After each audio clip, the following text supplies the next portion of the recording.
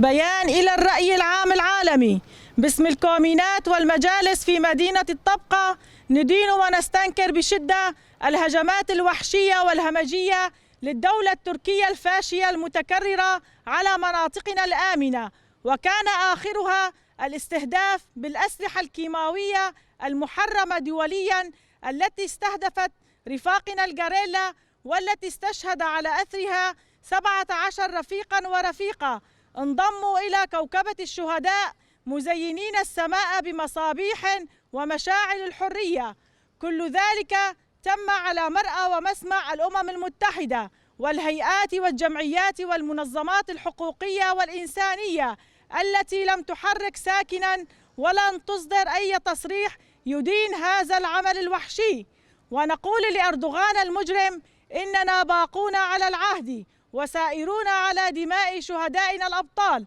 وستبقى مقاومة الغاريلا رمزاً للحرية ومستمرة، ولن تذهب دماء شهدائنا سدى، وسنحرر كل شبر من أراضينا المحتلة محققين هدفنا المنشود: مشروع الأمة الديمقراطية، والتي وضع أسسها قائد الإنسانية والفيلسوف عبد الله أوجلان. ومن هنا من أرض مدينة الطبقة نناشد الدول الكبرى التي تدعي بأنها راعية السلام والأمم المتحدة وكل المنظمات الحقوقية والإنسانية بأن تأخذ دورها المطلوب منها بالضغط على الدولة التركية الفاشية لإيقاف هجماتها الهمجية المتكررة ضد شعبنا التواق للحرية، وتحقيق هدف الشعوب الحالم بغد مشرق مفعم بالأمل والثورة والحرية. يرتكب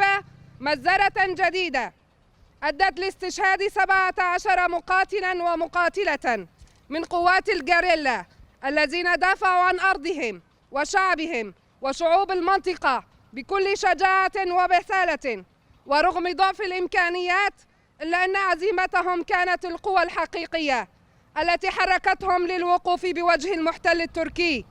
وتنظيمه الإرهابي داعش وإفشال مخططه في تطبيق الميثاق الملي وإعادة إحياء إمبراطوريته العثمانية. أن مقاومتهم الباسلة أرهبت المحتل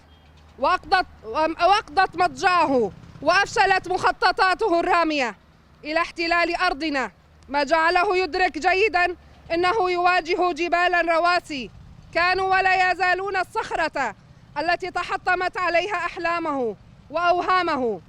وهذا ما دفعه ليصبح أكثر دناءة وخساءة في استخدام أساليب أكثر إجرامية ووحشية، تارة عبر طائراته المسيرة ومرتزقته الخونة، وتارة أخرى باستخدام أسلحة كيماوية محظورة ومحرمة دولياً. فهذه المجزرة الوحشية بحق ثوار كردستان والشعب الكردي تكشف القناع الزائف عن وجه تركيا التي تتحدث عن السلام زورا وبهتانا، وترتكب يوميا أفعالا لا تمت للإنسانية بصلة. فمحاولة الاحتلال بتضليل الرأي العام العالمي بما يمتلكه من إمكانيات كبيرة وقدرة على ترويج الأكاذيب زورا وبهتانا على شعبنا ومناضلينا من خلال اتخاذ شماعة الإرهاب عناوين مضللة اشتغل عليها الاحتلال ليحقق مآربه الخاصة قد فشلت، إذ إن جرائمه تؤكد وبقوة أنه هو من يتبنى ويغذي الإرهاب ويمول التخريب ويجند العملاء، ما يحقق فعل المؤامرات في النيل من الشعب الكردي وشعوب المنطقة لإرهاب العالم واستباحة الأوطان وزرع الفتنة والشقاق سعيا لتحقيق أهدافه وأطماعه. إن حزب العدالة والتنمية مخطئ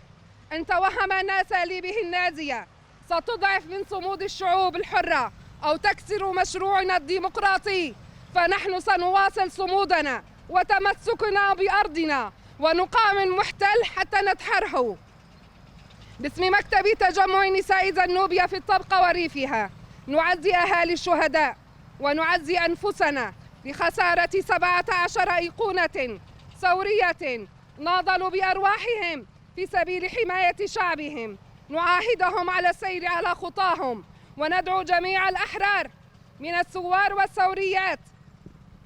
الذين يؤمنون بالفكر والمشروع الديمقراطي لنكون على قلب واحد وبإرادة صلبة وعزيمة لا تكسر في هذه الظروف الاستثنائية الصعبة التي تمر بها مناطق جنوب كردستان والشمال والشرق السوري، وتلبية لنداء الحرية والعزة والكرامة والواجب الوطني ومن جميع المناطق وبمختلف انتماءاتنا الاجتماعية والعشائرية وأطيافنا السياسية، لنؤكد للقاصي والداني والعالم أجمع إننا لن نكون على هذه الأرض إلا أحراراً أباتاً ويداً واحدة في مواجهة التحديدات والأطماع الفاشية التركية، حيث لن يستطيع كسر إرادتنا وقوتنا. فنحن ماضون على خطى شهدائنا وفلسفة قائدنا عبد الله أوجلان، وعلى الإنسانية كلها أن تقف معنا وتضع حداً لمجازر الاحتلال التركي المتواصلة منذ عقود ضد الكرد بشكل خاص وشعوب المنطقة بشكل عام.